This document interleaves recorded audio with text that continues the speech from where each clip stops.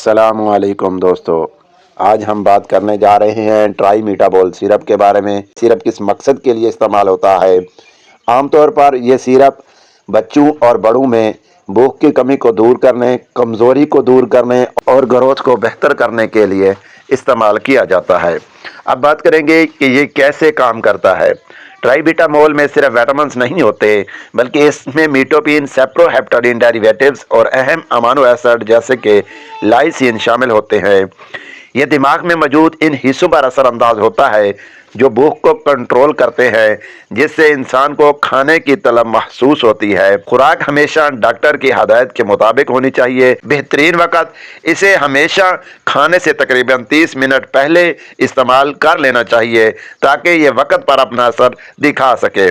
किन सूरतों में इस्तेमाल नहीं करना चाहिए। आँखों का मर्ज, ग्लूकोमा, जिन लोगों को काला मोतिया हो, इन्हें ये नहीं लेना चाहिए। पेशाब की बंदिश, अगर मिसाने या पेशाब की नाली में रुकावट का मसला हो तो ट्राईमीटाबोल सिरप इस्तेमाल नहीं करना चाहिए।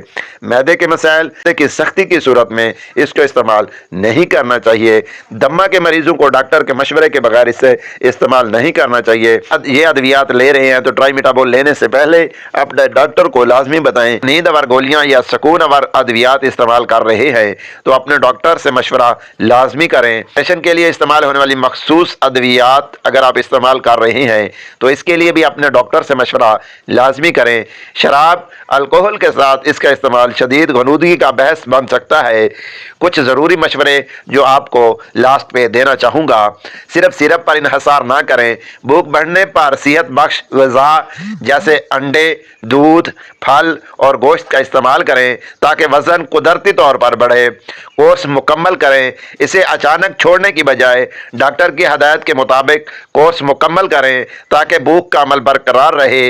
अगर इसे इस्तेमाल करने के बाद आपको जल्द पर खारिश, सांस लेने में दुश्वारी या चेहरे पर सूजन महसूस हो तो ये एलर्जी की अलामत हो सकती है।